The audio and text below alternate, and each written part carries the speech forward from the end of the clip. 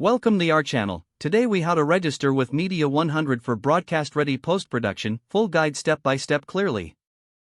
To register with Media100 for broadcast-ready post-production, begin by visiting the official Media100 website. Locate the register option on the home page.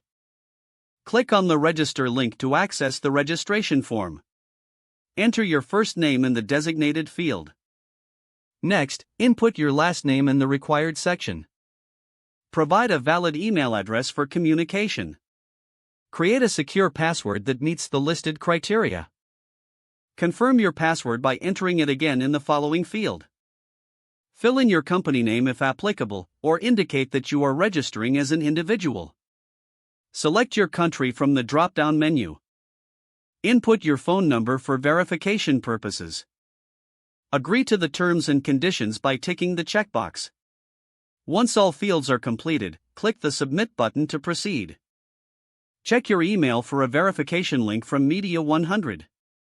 Open the email and click on the verification link to activate your account. Once redirected, log in using your registered email and password. At this point, you can access the user dashboard. Familiarize yourself with the available post-production tools and features. For broadcast-ready options, navigate to the specific section on post-production services. Fill out any additional forms needed for your project specifications. After completing the necessary documentation, submit your project for review. Await confirmation from Media100 regarding the status of your submission. Once approved, follow any further instructions provided to finalize your project. Congratulations, you are now registered with Media100 for broadcast-ready post-production. If the page does not load, refresh the browser or try again in a private or incognito window. Make sure you are using the correct email address, then retype it carefully to avoid small typos. If your password is not accepted, use the reset option and create a new strong password you can remember.